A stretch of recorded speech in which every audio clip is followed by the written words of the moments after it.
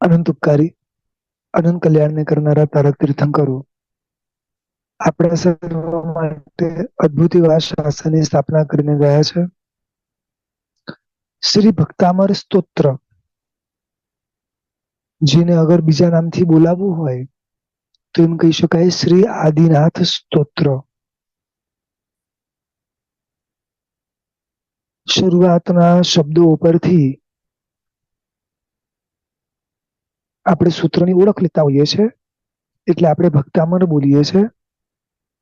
પરંતુ ગુણની દ્રષ્ટિએ બોલવું હોય તો શ્રી આદિનાથ પરમાત્માની જેની અંદર સ્તવના છે, એટલા માટે શું કહેવાય? શ્રી આદિનાથ સ્તોત્ર.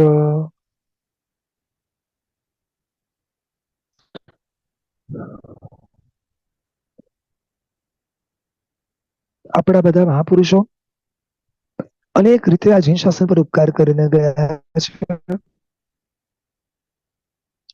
અને એમાંનો આ એક ઉપકાર શ્રી ભક્તામર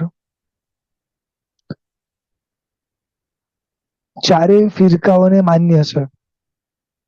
દિગંબર પણ માને છે, શ્વેતાંબર પણ માને છે, બધા માને છે.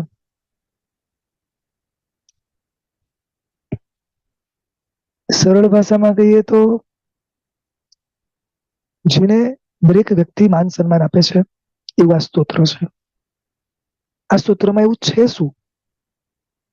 આ સ્તોત્ર બનાવ્યું કોણે છે? બનાવવાની જરૂર કેમ પડી? ઘણા ખરાને આ વિશે ઘણી બધી વસ્તુ ખબર જ છે, છતાં માત્ર શોર્ટમાં જોઈ લઈએ. લગભગ 7મી સદીમાં ભોજ નામે રાજા હતા.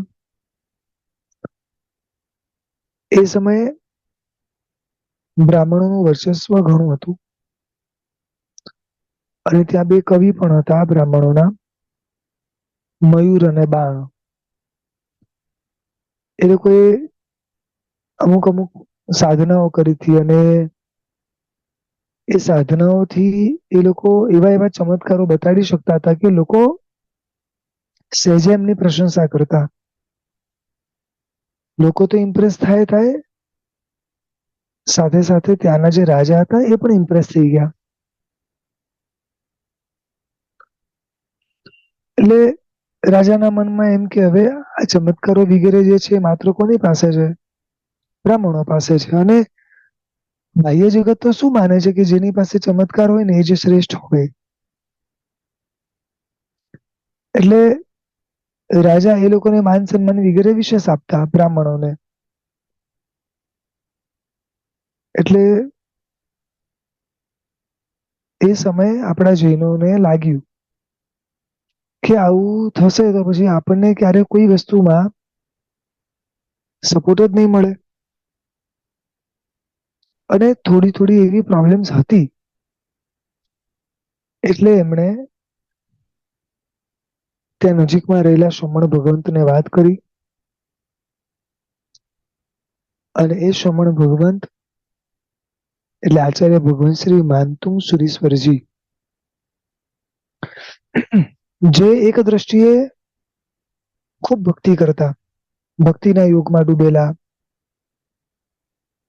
સરસ મજાની સ્તવનાઓ કરે, ભક્તિ કરે, કર્મ નિજરા કરે, સાધનાઓ કરે.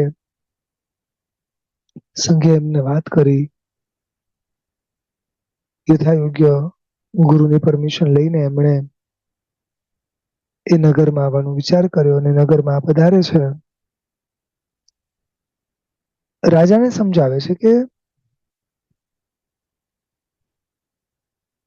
ચમત્કારોના આધારે કોઈનો ધર્મ સારો છે, સાચો છે કે ઊંચો છે એ નક્કી ન થઈ શકે. ફરી રિપીટ કરું છું. આપણું મન પણ બહુ નબળું છે, એટલે આ બરોબર વસ્તુ સમજવાની છે. જ્યાં ચમત્કારો દેખાય એના આધારે કોઈ ધર્મને સાચો માનવાની જરૂર નથી.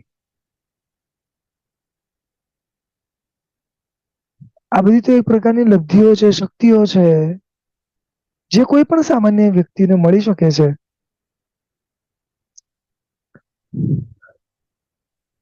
રાજા તરફથી કોઈ એવો રિસ્પોન્સ નહીં રહ્યો એટલે રાજા એમ કીધું કે તમારી પાસે કોઈ ચમત્કાર હોય તો બતાડો.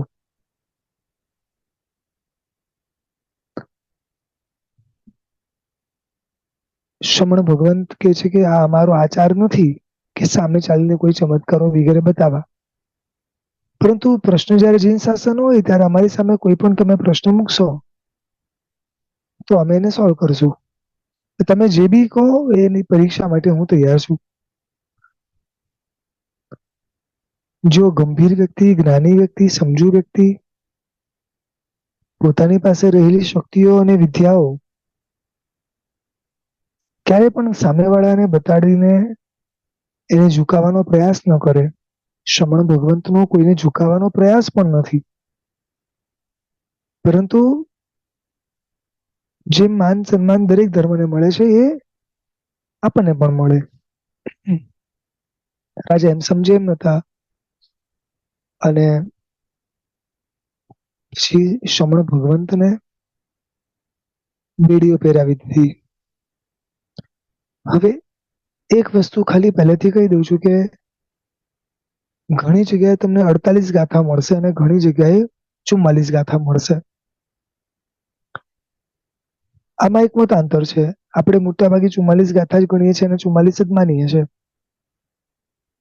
પરંતુ એક મત પ્રમાણે બીજી 4 ગાથા પણ એ લોકો માને છે.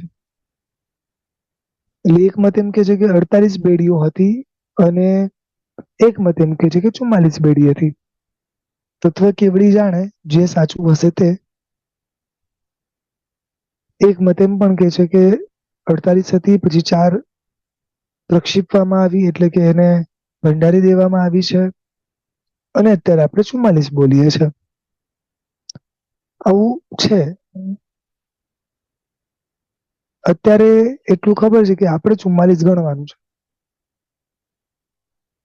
પૂર્વે ભલે કદાચ 48 બી હોય તો બી અત્યારે આપણે 44 જ ગણવાની છે.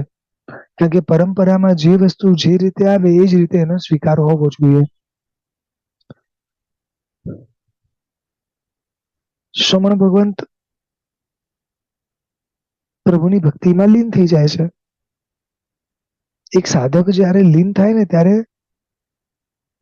એની સાધનાનું ફળ મળશે કે નહીં એ વિચારે પણ નહીં. કર્મ નિજરા કરવાની છે અને શ્રદ્ધા ખૂબ ઊંચી હોવી જોઈએ. આમની શ્રદ્ધાની હાઈટ ખૂબ ઊંચી છે. એમણે પ્રભુ પાસે માંગ્યું પણ નથી કે પ્રભુ કઈ બી કરજે, આ બધી બેડીઓ તોડી નાખજે, કશું જ નહીં. ન કઈ માંગ્યું છે, કશું જ નહીં. માત્ર પ્રભુની સ્તવના શરૂ કરી. ઊંડે ઊંડે એક એવી શ્રદ્ધા હશે કે મારે તો ખાલી પ્રભુની ભક્તિ કરવાની, પછી જે યોગ્ય લાગે એ થશે. શ્રદ્ધાનું બળ જયારે મજબૂત હોય ને ત્યારે આપણા મનમાં એક પણ વિકલ્પ ના હોવો જોઈએ કે આ થશે કે આ થશે, આમ થશે કે આમ થશે. જે યોગ્ય હશે એ થશે. બોલો, આ શ્રદ્ધા છે. આટલા મોટા આચાર્ય ભગવાન છે, આટલું મોટું શાસનનું સામે કાર્ય લઈને બેઠા છે, તો પણ પ્રભુ સામે માગણી નથી કે એવું કંઈક કરો કે બીડી તૂટી જાય, એવું કંઈક કરો કે રાજા ઇમ્પ્રેસ થઈ જાય, કશું જ નહીં.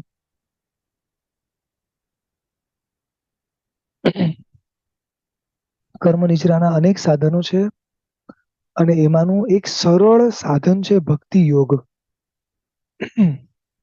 તમે ભક્તિમાં જેટલા ભીંજાતા જાઓ ને એટલા વિશેષ વિશેષ કર્મની નિજરા થતી જાય. અને બને ત્યાં સુધી પોતાના થકી થયેલી ભક્તિ હોય તો વિશેષ કર્મની નિજરા કરાવે. ઓફકોર્સ બહારના આલંબનો આપણને જોઈએ છે ઘણી વાર, પરંતુ પોતાના ભાવોથી, પોતાના અંદરથી નીકળેલા શબ્દો એ વિશેષ કર્મની નિજરા કરાવે. જો આ મહાપુરુષ ઘણું બધું ભણેલા છે, ઘણા શાસ્ત્રોનું જ્ઞાન છે, તો કોઈ મહાપુરુષનું કે કોઈ ગણધરોનું સૂત્રનું આલંબન નથી લીધું, પોતે નવી સ્તુતિ બનાવી છે. સમજાય છે? એટલે અંદરમાં જે ભાવો છે ને એ ભાવો પ્રભુ સામે પ્રગટ કરવાના છે. હવે આ બધા મહાપુરુષો કેવા હતા? જે પ્રમાણે સ્તુતિ કરે ને એ પ્રમાણે એની અંદર ઓટોમેટિકલી મંત્રો, શક્તિઓ, વિદ્યાઓ સહજતા એ અંદર જોડાઈ જાય. કેવા હશે વિચારો?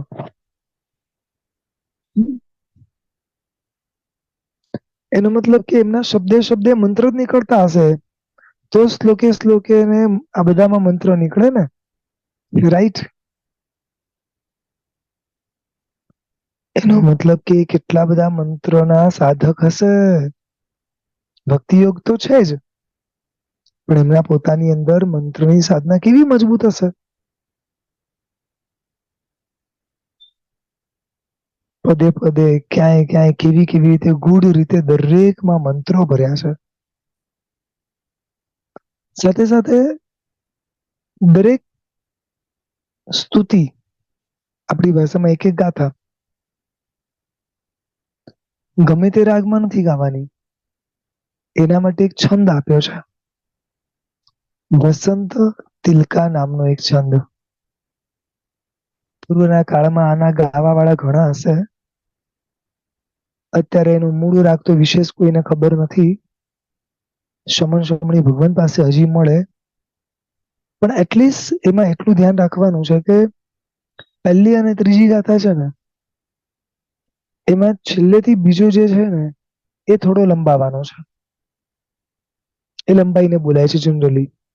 અને આની અંદર એક એક લાઈનમાં 14 અક્ષર હોય છે. કેટલા? ગણજો.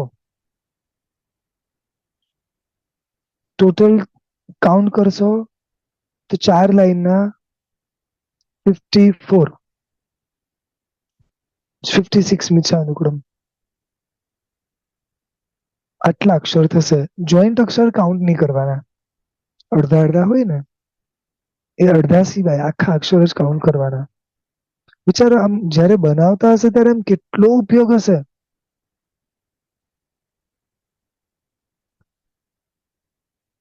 જે એક બીજી વસ્તુ તમને કહું, આપણી જેમ નોટ અને પેન લઈને ત્યાં નતા બેઠા બનાવવા માટે.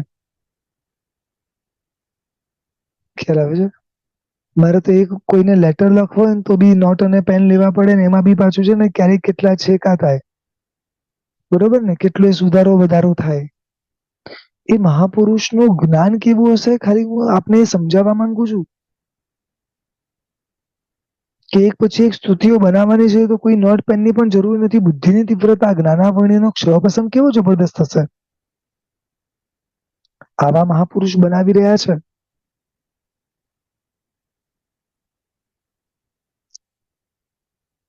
એ મહાપુરુષ જયારે સ્તોત્ર બનાવે છે અને એક એક બેડીઓ ખરેખર તૂટે છે અને રાજાને જયારે ખબર પડે છે ત્યારે રાજા ઇમ્પ્રેસ થઈ જાય છે. એમનું કાર્ય માત્ર જૈન ધર્મને ઉપર લાવવાનું હતું, એ પતી ગયું. રાજાને અને ત્યાંના લોકોને ધર્મ પમાડીને નીકળી ગયા. આ છે મહાપુરુષ, જે ગંભીર છે. એ સમયે પણ ઘણા લોકો આ ભક્તામર સ્તોત્રનો પાઠ કરતા. એમની પછી પણ અનેક મહાપુરુષોએ પોતાની બુદ્ધિ આદિના ક્ષયપસમ દ્વારા એક એક ગાથામાંથી અનેક રહસ્યો કાઢ્યા છે. આ એક એક ગાથા દરેકમાં જુદા જુદા મંત્રો છે. અને જેટલા મંત્રો હોય ને શાસ્ત્રમાં એમ કહેવાય છે કે એટલા યંત્રો હોય જ. દરેકનું એક એક યંત્ર છે.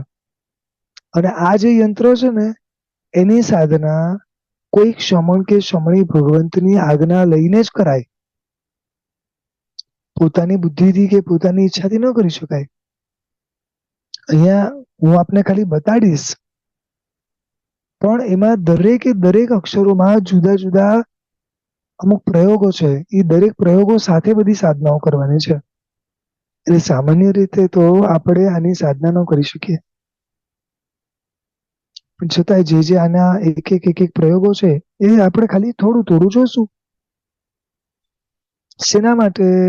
પ્રયોગની સાધના માટે તો કે ના,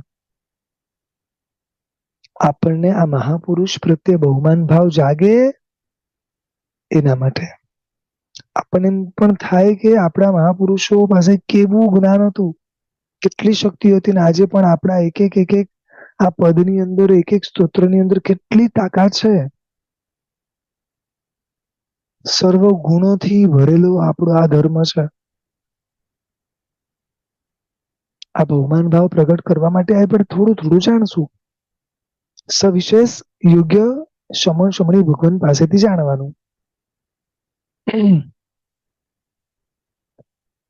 સમય વીત્યો, લોકો આને રોજ બોલતા થઈ ગયા. જેમ જેમ સમય વીતતો ગયો, દરેક સંઘોમાં, દરેક જગ્યાએ આ કરતું હોય. ઘણા લોકો તો ભક્તામર પૂજન પણ કરાવે છે. આજના કાળમાં પણ થાય છે. કઈક તો પ્રભાવ હશે ને.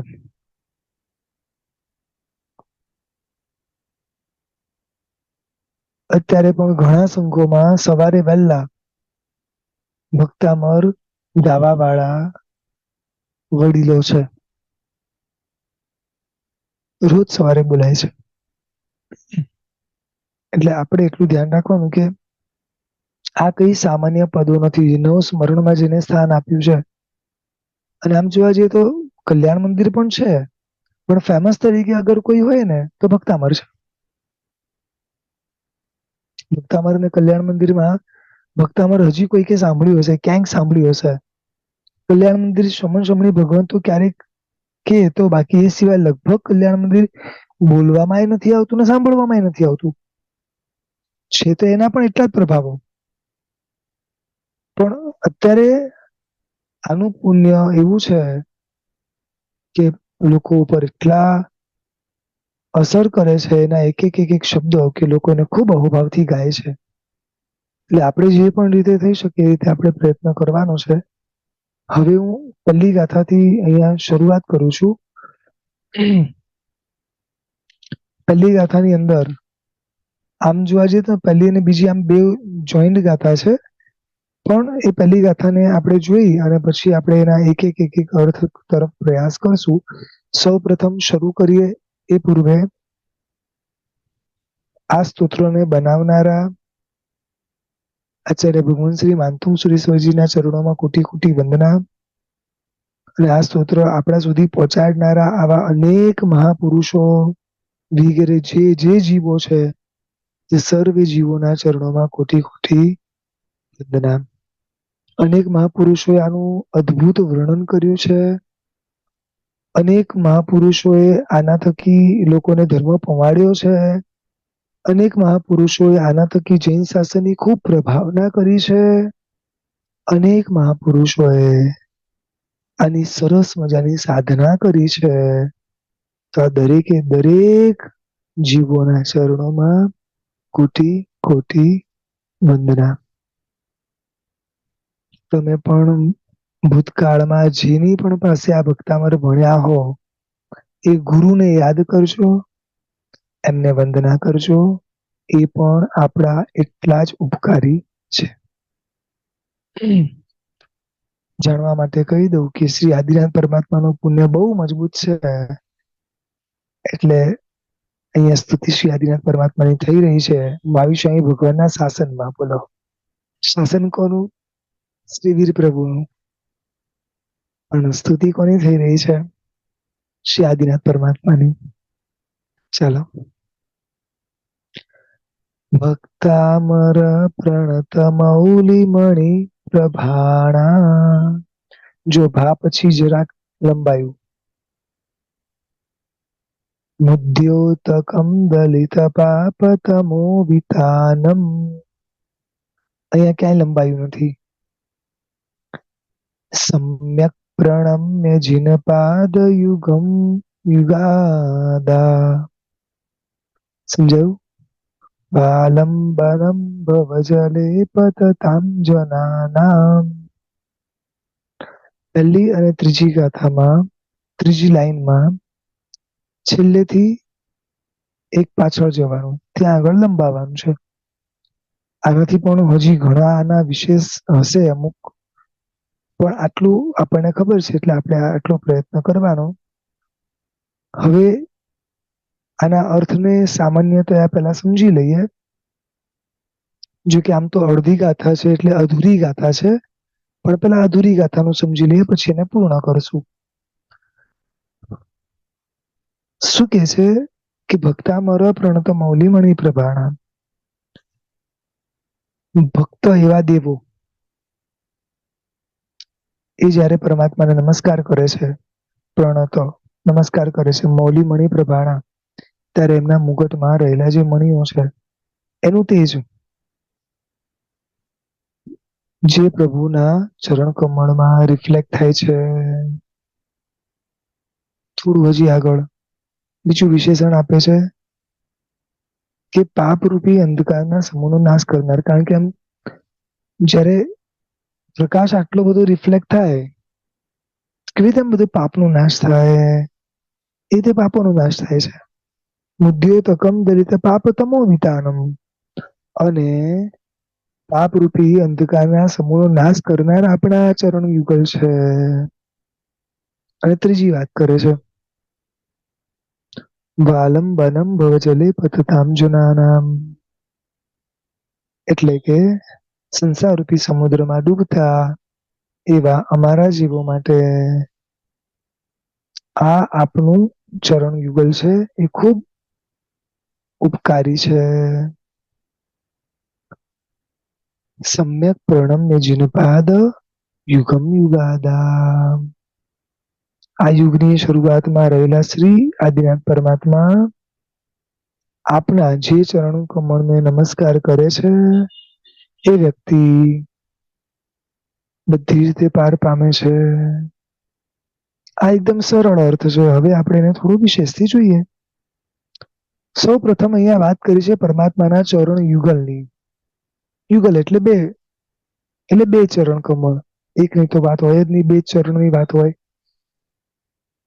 એમને એ નમસ્કાર કરે છે. અને નમસ્કાર કરીને શું કે છે કે ઈ કેવા છે, તો કે જે વ્યક્તિ આમ સંસારમાં ડૂબતો હોય ને એને કેવી રીતે કોઈ આમ સપોર્ટ કરી દે, સપોર્ટ સિસ્ટમ છો અમારા માટે, તમારા ચરણ કમળને પકડી એટલે અમે લોકો તરી જશું. ઇવન કે છે કે અમે લોકો જયારે અંધકારમાં ફસાઈ જઈએ છીએ, અમને કઈ સમજણ જ નથી કે શું કરવું, ત્યારે તમારી આજ્ઞા તો અમને નમસ્કાર કરી દઈએ તો પણ અમે બહાર નીકળી જઈએ છીએ. ઇવન ઓલ્સો દેવી દેવતાઓ પણ જેને નમસ્કાર કરતા હોય એવા પરમાત્માને અમે નમસ્કાર કરીએ છીએ. સમજાય છે? હવે એક એક શબ્દને વિશેષ રીતે સમજવાનો આંશિક પ્રયાસ કરીએ. આ દરેક ગાથાની પૂર્ણાવતિ પછી બે જુદા જુદા મંત્ર ખાલી આપને સમજાવવામાં આવશે. દરેકની એક વિધિ છે એ આપને માત્ર કહેવામાં આવશે, પરંતુ બીજી વાર રિપીટ કરું છું કે આ બધી જ વસ્તુ કોઈ પણ સમણી ભગવંતને પૂછ્યા વગર કરવાની નથી. આપણી બુદ્ધિ પ્રમાણે આપણા માટે બધું યોગ્ય છે ને આપણા માટે જરૂરી છે, પરંતુ સમણી ભગવંતની પરમિશન વગર આમાંથી કશું કરવાનું નહીં. હવે સૌથી પહેલો શબ્દ મૂક્યો છે ભક્ત, અને બીજો શબ્દ મૂક્યો છે અમર, એટલે ભક્તામર. ભક્ત કોને કહેવાય? આપણને એમ કોઈ પૂછે કે ભક્ત કોને કહેવાય, આપણે એમ કે હનુમાન એટલે રામનો ભક્ત, આનો ભક્ત છે, આનો ભક્ત છે, રાઈટ? ભક્ત એટલે શું? કે જે સામેવાળા જે પણ છે દરેક વ્યક્તિ માટે જુદા જુદા હોય. દરેક વ્યક્તિ જુદા જુદા વ્યક્તિને ફોલો કરતા હોય કે એના ભક્તો હોય એમ.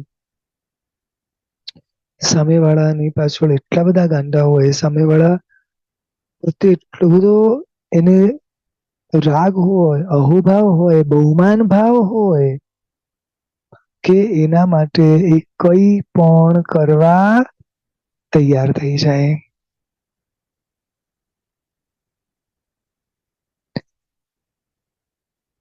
ભક્ત શબ્દના અનેક અર્થ છે, જેને યાદ કરવાથી મન શાંત થઈ જાય. એવી શ્રદ્ધા જેનામાં હોય, આ ભક્ત હોય કે પ્રભુને યાદ કરો એટલે મન શાંત થઈ જ જાય. એ જયારે પ્રભુની ભક્તિમાં ભીંજાઈ જાય ત્યારે એને એ સિવાય બીજું કશું જ ના દેખાય.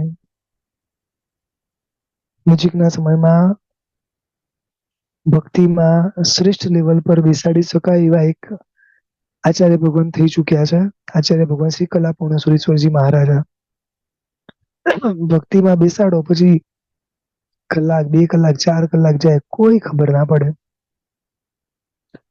હવે આ ભક્તોનું વિશેષણ કોને આપવામાં આવ્યું છે ખબર છે?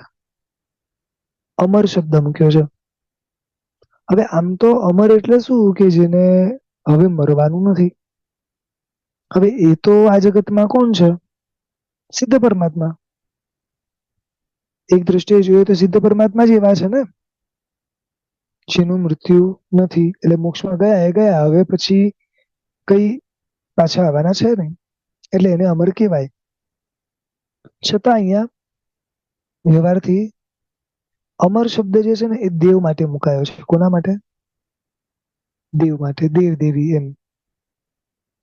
હવે આપણે એક વસ્તુ વિચારીએ કે યાર દેવી દેવતાઓ તો મરવાના છે, મૃત્યુ તો બધાનું છે જ ને. મનુષ્યમાં જન્મે કે તિર્યનમાં કે દેવમાં મૃત્યુ તો બધાનું છે. તો એમને અમર કેમ કીધા? પ્રશ્ન સહેજે જાગે. તમને જાગ્યો હશે ને જયારે ભક્તામર બોલ્યા છો ત્યારે કે અહીંયા ભક્તામર શબ્દથી દેવ શબ્દ લીધો છે, તો કેમ અહીંયા દેવ શબ્દ મૂક્યો છે? બધા મહાપુરુષો છે, બહુ વિચારીને એક એક એક એક શબ્દ મૂકતા હોય છે. તો કે એના કારણો છે. માન્યું કે એ લોકોનું મૃત્યુ છે, બરોબર, પરંતુ એમના આયુષ્ય ખૂબ લાંબા છે. અને આ જે દેવતાના આયુષ્ય છે ને એ ખૂબ સાતાથી ભરેલા છે, ખૂબ અનુકૂળતાઓથી ભરેલા છે. સમજાય છે? આપણા વ્યવહારો છે બધા, પણ આપણા જીવનમાં કેવું છે કે દોષો પણ એટલા બધા છે. રાઈટ? દુઃખો એટલા બધા છે, ડિસ્ટર્બન્સ એટલા બધા છે. આ લોકોના લાઈફમાં સુખ જ સુખ છે. અને થોડું હજી આગળ વધીને કહીએ તો સંકેતી જે દીવો છે, સંકેતી જેટલા પણ દેવલોકમાં જીવો છે, એ બધા જીવો અનેક સુખના સાધનની વચ્ચે પણ, ફરી રિપીટ કરું છું, આપણી પાસે જે સુખ છે ને, આપણે જેને સુખ માનીએ છીએ આજુબાજુની વસ્તુઓને, એ તો કશું જ નથી. પરંતુ આ જે દેવી દેવતાઓ છે એ લોકો પાસે તો એવા અઢળક સુખો છે કે આ અનેક સુખોની વચ્ચે પણ પોતે જે સંકેતી જીવ છે એ શું કરે છે? ભક્તિ કરે છે. સમજાય છે? પ્રભુનો વિનય કરે છે. ત્યાં શાશ્વતા જિનાલયો છે ત્યાં પણ ભક્તિ કરે છે. અને વર્તમાનમાં અહીંયા જ્યાં જ્યાં સમવસરણ વગેરે છે ત્યાં આગળ જઈને પણ પ્રભુની ભક્તિ કરે છે. હજી આગળ વધીને જ્યાં જ્યાં પ્રભુનું શાસન પ્રવર્તતું હોય ત્યાં ત્યાં દરેક શ્રદ્ધાવન શ્રાવક શ્રાવિકાઓને પ્રભુ પ્રત્યે અહોભાવ વધે એ રીતે એમની પણ સેવા કરે છે, એમની પણ ભક્તિ કરે છે. કોણ? દેવ. અને ઇનડાયરેક્ટલી આ બધી ભક્તિ પરમાત્માની જ થઈ ને. શાસનની ભક્તિ, સંઘની ભક્તિ. સમજાય છે?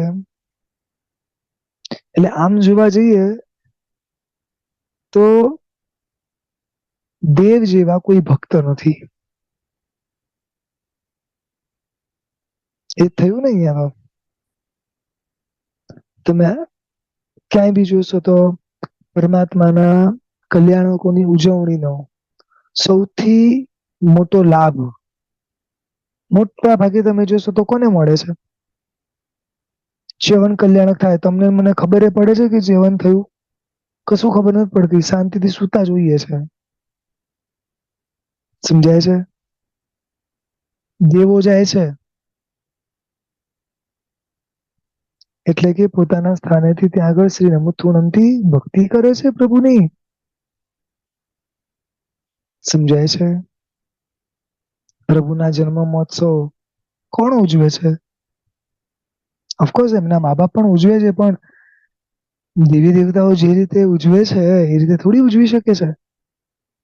કેવી ભક્તિ કરતા હશે, કેટલી ભક્તિ કરતા હશે, અને કેટલા અહોભાવમાં રમતા હશે. ત્યારે જ આ વસ્તુ શક્ય બને ને, એમ એમ થોડી બને. સમજાય છે?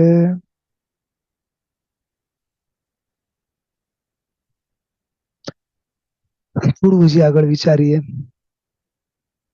પરમાત્માનું દીક્ષા કલ્યાણક હોય, દીક્ષા પૂર્વે જે વરસીદાન વગેરે હોય, અગર માનો કે પરમાત્મા રાજા બનવાના છે તો રાજ્યાભિષેક થી લઈને, લગ્ન કરવાના તો લગ્નના મહોત્સવ થી લઈને બધા જ કાર્યોમાં સૌથી મોટો ફાળો કોનો? દેવી દેવતાઓનો. થઈ ગયા ને ભક્ત? સમજાય છે? આપણા કરતા તો આ દ્રષ્ટિએ મોટા છે ભક્ત. મેં એક વસ્તુ માર્ક કરી કે આ બધા મહાપુરુષો જયારે જયારે સ્થાપનાઓ કરે ને ત્યારે એમ લખે કે દેવતાઓ જયારે નમસ્કાર કરે, દેવતાઓ નમસ્કાર કરે. આપણા નામ તો ક્યાંય બહુ ઓછા જોવા મળશે. નથી એવું બી નથી કેતો, પણ ઓછા જોવા મળે છે. પણ આ લોકોની ભક્તિ એવી તો કઈક હશે ને અજબ ગજબની, તો જ એ લોકો આના માટે લખતા હશે આટલું બધું. એટલે ભક્ત શબ્દ અહીંયા મૂકવાનું કારણ આ છે, અમર શબ્દ મૂકવાનું કારણ આ છે.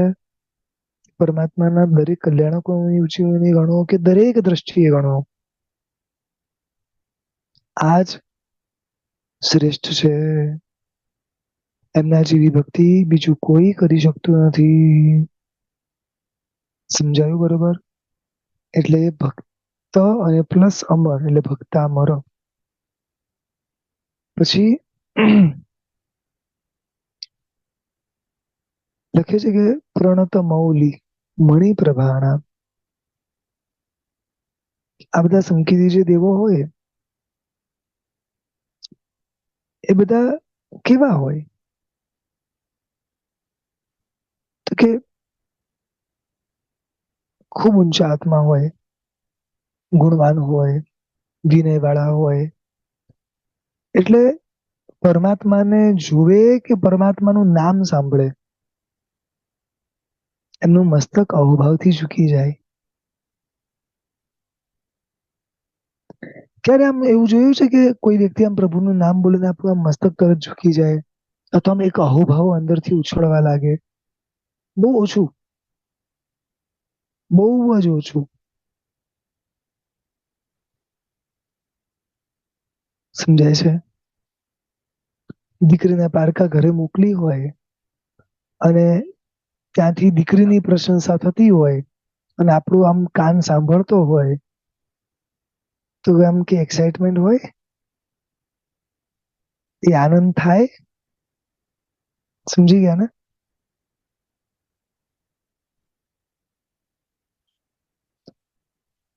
દેવી દેવતાઓ કેવા ભાવોમાં રમતા હશે કે પ્રભુને જોતાની સાથે કે પ્રભુનું નામ પડતાની સાથે એ લોકો નમસ્કાર કરે જ.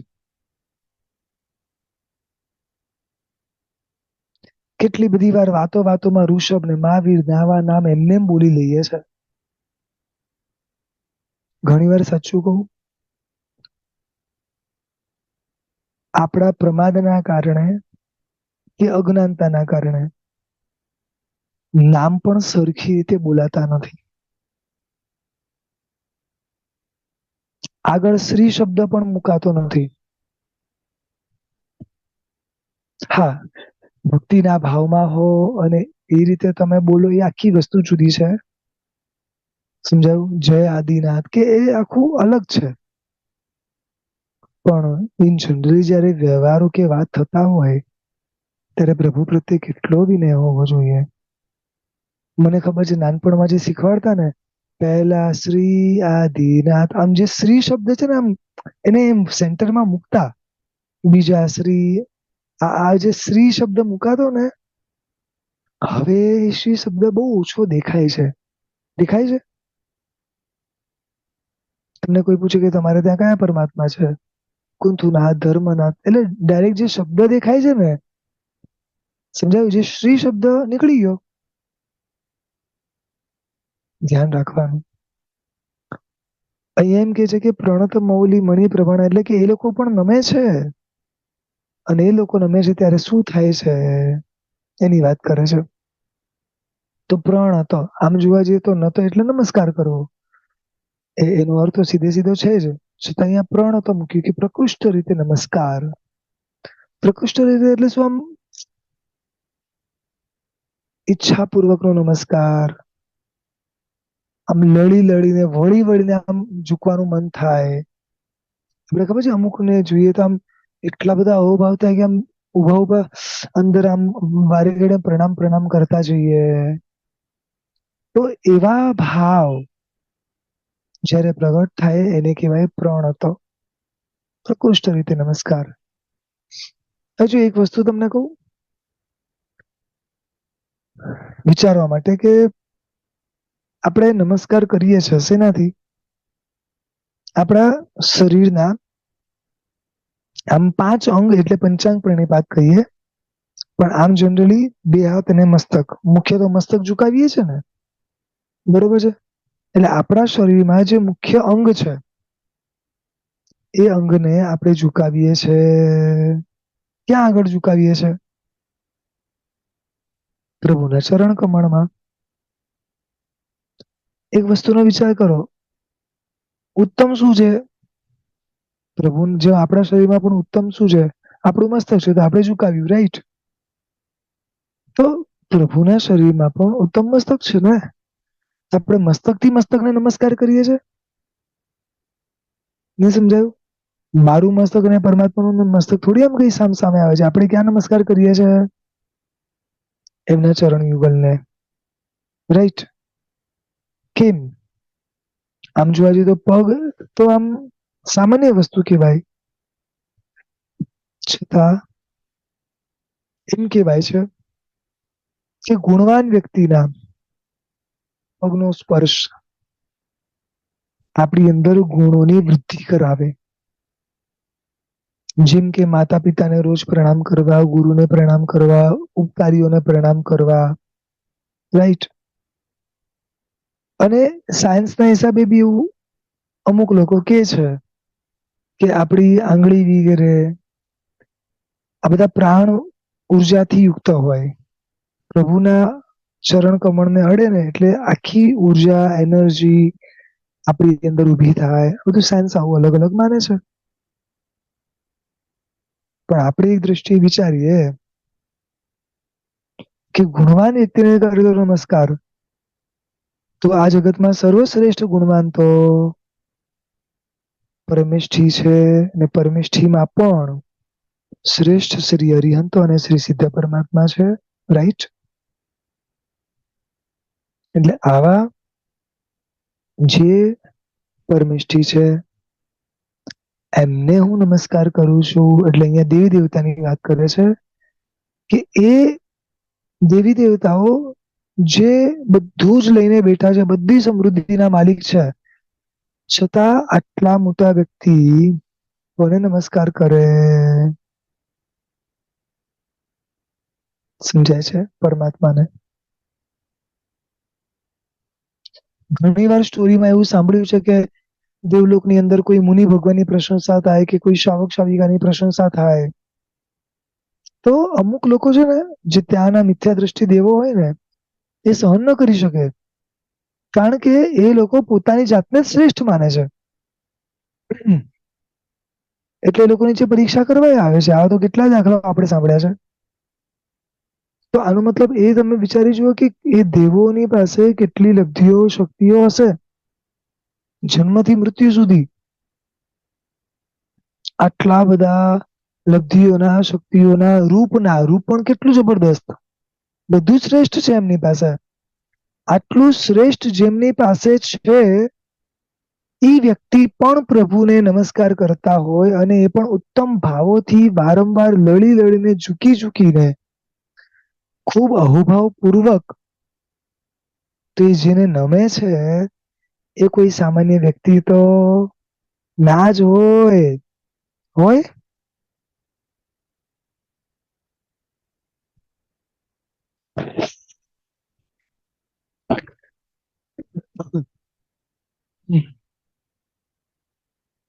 કોઈ બહારનો વ્યક્તિ હોય આપણા જૈન શાસનમાં આવે, આપણા પરમાત્માને નમસ્કાર કરે, તો આના ઉપરથી વિચારવા જેવું છે કે આપણા પરમાત્મા કેટલા ઊંચા છે ને પૂજનીય છે.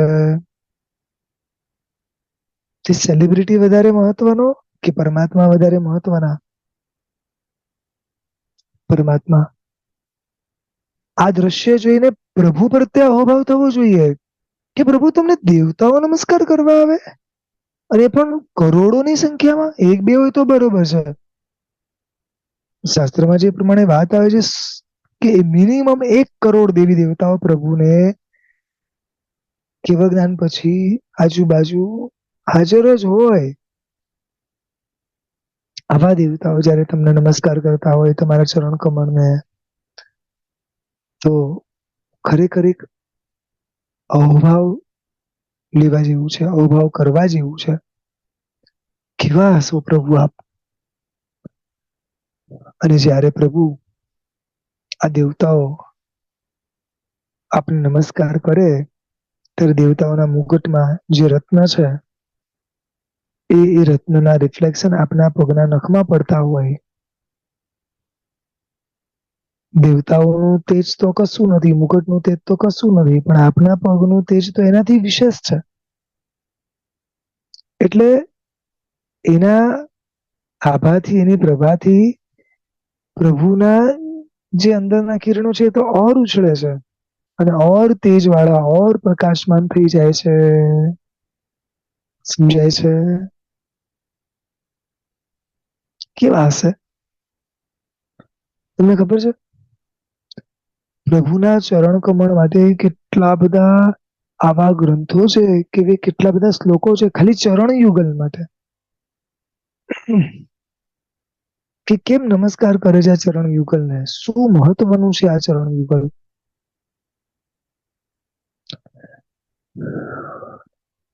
એક શાવકભાઈને પ્રશ્ન થયો હતો. શાવકભાઈની ઉંમર હશે લગભગ 15-17 વર્ષની. આ રીતે ભક્તામૃત સૂત્ર ચાલતું હતું અને ત્યારે એને એક પ્રશ્ન કર્યો કે સાહેબ તમે તો એમ કીધું હતું કે પરમાત્માના જિનાલયની અંદર રાજા વગેરે હોય કે કોઈ બી હોય તે પોતપોતાના મુગટ કાઢીને અંદર પ્રવેશ કરે, બરોબર ને? 5 અભિગમ જે સાચવવાના છે ને શાસ્ત્રની દ્રષ્ટિએ, તો એની અંદર આ એક વસ્તુ આવે છે કે રાજા મહારાજા વગેરે જે હોય એ પોતપોતાના આ બધા અમુક છત્ર છે કે તલવાર છે આ બધું બહાર મૂકીને જ અંદર આવે. તો પછી આ દેવતાઓ પરમાત્માને નમસ્કાર કરે છે ત્યારે ઉપર મુગટની વાત છે, તો બે મેચ કઈ રીતે થાય છે સમજાવશો? ઊંધું થઈ ગયું ને? આમ 5 અભિગમ સાચવવાની વાત કરે છે અને આમ દેવતાઓ અહીંયા મુગટ ઉપરથી એમને નમસ્કાર કરે છે. કેવી રીતે? સકલાવતની અંદર પણ આ બધી વાત આવે છે. તમને બધાને પણ આ બધા પ્રશ્નો તો જાગતા હશે ને? એટલે જે ઊંડાણથી વિચારે તો જાગે. પ્રશ્નો જગાડજો. જેટલું પૂછશો એટલું પામશો, શાસ્ત્ર વાક્ય છે. જો શાસ્ત્રમાં ચોક્કસ રાજા વગેરેને પોતાના ચિહ્ન કાઢવાની વાત કરી છે, પરંતુ શાસ્ત્રમાં જોડે જોડે એ પણ લખ્યું છે કે ખુલ્લા મસ્તકે પરમાત્માના દર્શન બંધન થાય નહીં. આ વાત માત્ર શ્રાવિકાઓ માટે નથી. સમજાયું? આ વાત શ્રાવકો માટે પણ છે. સમજાયું? પૂર્વના કાળમાં જેનાથી પોતાનો અહંકાર વધે એવી વસ્તુ સાઈડમાં મૂકવાની છે, પણ સામાન્ય વસ્તુ તો માથા પર પહેરીને જ જવાની છે. એક સમય હતો જયારે પાઘડી હતી, એના પછીનો સમય આવ્યો ત્યારે મારા દાદા વગેરે ટોપી પહેરતા. આમ એક ટોપી આવતી માથા પર પહેરવાની ફોલ્ડિંગ વાળી. એની પછી તો બધું ગયું.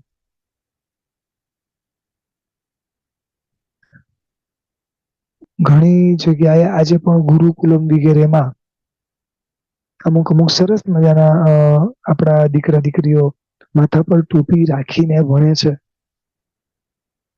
અથવા તો અમુક પ્રસંગે એ લોકો ટોપી પહેરે છે. કારણ કે આ એક શોભા છે, અને સાથે સાથે એક પ્રભુનો વિનય છે કે ખુલ્લા માથે પ્રભુને ક્યારે પણ વંદન ના કરાય. સમજાય છે? આ વાત હું ત્રીજી વાર રિપીટ કરું છું. કોઈ પણ વસ્તુ પ્રભુને દર્શન કરો, સમણ સમણી ભગવંતને વંદન કરવા જાઓ, કે પછી સમણ સમણી ભગવંત ના જયારે વ્યાખ્યાન ચાલતા હોય, અથવા તો જ્યારે પણ આ પ્રભુના વચનો આપણે સાંભળતા હોઈએ કે ભણતા હોઈએ, ત્યારે આ પ્રભુના શાસનનું અને આ એના જ્ઞાનનું વિનય સાચવવા માટે ખુલ્લા મસ્તકે જવાય નહીં. વિચારો. પૂર્વના કાળની અંદર જે વ્યક્તિઓ ખુલ્લા મસ્તકે જતા હશે, તો એ સમયે કોઈને પનિશમેન્ટ ન થાય, પણ લોકો છે ને એક અલગ દ્રષ્ટિએ જોતા કે આ કેમ હજી આમ કરે છે. કારણ કે ખુલ્લા મસ્તકે ન જવાનું કારણ તમને કહું, બે કારણ છે. એક તો શરીરમાંથી કોઈ પણ પ્રકારની અશુચિ કોઈ બી રીતે પડે નહીં, કારણ કે વાળ વગેરે ખરતા હોય છે. બીજા નંબરની અંદર આ સૌથી મોટું રાગનું કારણ છે. આ સૌથી મહત્વનું કારણ છે. જિનાલયની અંદર રાગ પોષવા જવાનું છે કે રાગ ઘટાડવા જવાનું છે? સમણ સમણી ભગવાન તો લોચ કેમ કરે છે? શેના માટે કરે છે લોચ? રાગ ઘટાડવા જ ને. સમજાય છે? એટલે આ બધું જ બને શેના માટે? રાગ ઘટાડવા માટે. એટલે અહીંયા એમ કે છે કે પરમાત્મા આપના મુગટને વિશે ઈચ્છા અનુક્રમ દેવતાઓ જયારે આપને નમસ્કાર કરે છે, તો આપના ચરણ કમળમાં જે ઓલરેડી તેજ છે એ તો જ વધી જાય છે. અને પછી આગળ વાત કરે છે, ઉદ્યોતકમ દલિત પાપ તમો વિતાનમ. એ પ્રકાશ કેવો છે? જો કે આ તો બધો રત્નનો પ્રકાશ છે, અને એનું રિફ્લેક્શન થતું હોય તો બી એ તો સામાન્ય છે. આ જગતનો સર્વશ્રેષ્ઠ પ્રકાશ એટલે કયો પ્રકાશ ખબર છે? કેવળ જ્ઞાન.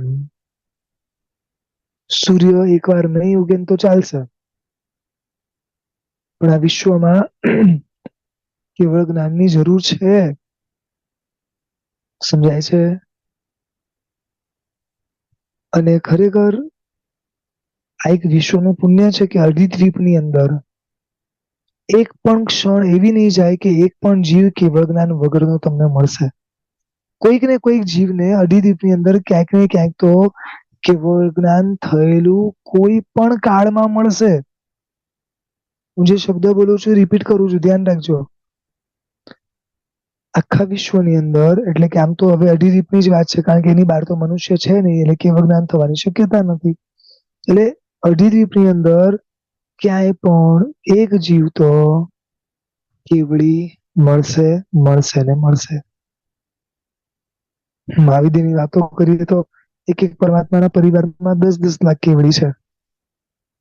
પણ જસ્ટ સમજાવવા માટે આપને કીધું કે કેવળ જ્ઞાન જ કેટલું મોટું છે અને કેટલું મહત્વનું છે ને. અહીંયા એમ કે છે કે પ્રભુ આપના કેવળ જ્ઞાનથી શું થશે અમારો ફાયદો? પાપરૂપી અંધકારના સમૂહનો નાશ કરનાર છે. દલિત પાપ તમો વિતાનમ. માનીએ છીએ આવું? જેમ જેમ જ્ઞાન વધે કે ગુણ વધે તેમ તેમ મારા પાપોનો નાશ થાય છે એવું લાગે છે. પાણી પીએ અને પેટ ભરાય છે ને, તરસ છીપાય છે ને. તો આપણે જેમ જેમ સાંભળીએ છીએ, જેમ જેમ સમજીએ છીએ, તેમ તેમ મિથ્યાત્વ નામનો તાવ ઓછો થાય છે કે વધે છે? સમજાય છે? અહીંયા સ્ટેટમેન્ટ તો આપી દીધું, પણ એ વસ્તુ થાય છે કે નહીં ચેક તો કરો. આની અંદર સમર્થતા તો છે, પણ થતું નથી. દેટ મીન્સ કે ક્યાંક મારી જ ગડબડ છે. એને જે રીતે થવું જોઈએ એ રીતે થતું નથી. એટલે આ એક એક પદોને બહુ શાંતિથી વિચારવાના કે પ્રભુ આપનું કેવું જ્ઞાન કેવું છે, આપના ચરણ કમળ કેવા છે. એવડી વ્યક્તિના ચરણ કમળને નમસ્કાર કરો એટલે આપણી અંદર અનેક પ્રકારના સન્માર્ગ ખુલે, સાચા રસ્તાઓ મળતા જાય અને સહજતાએ કર્મનિર્જરણ નિમિત્તો આપણી આજુબાજુ ઉભા થતા જાય. સમજાઈ ગયું બરોબર? એટલે બીજી લાઈન જે છે મુદ્યોતકમ, એટલે કે ઉપરની સાથે જોડાયેલી છે મણિના પ્રભાવથી એમ. અને અહીંયા જે મૂકે છે દલિત પાપ તમો વિતાનમ, કે પાપનો નાશ કરનાર છે. બસ આવું પ્રભુ અમારી સાથે ક્યારે બને? આપની ભક્તિ, આપની કરેલી બધી જ વસ્તુ અમારા કર્મ નિજરાનું કારણ બનવું જોઈએ. હજી આની 2 લાઈન બાકી છે. એ સવિશેષ આપણે આવતીકાલે જોશું સ્વાધ્યાયમાં. આની અંદર બીજા ઘણા બધા યંત્ર વગેરે હશે, એની પણ વાત આવશે. એ આપણે આવતીકાલે સ્વાધ્યાયમાં જોશું. પ્રભુની આજ્ઞા વિરુદ્ધ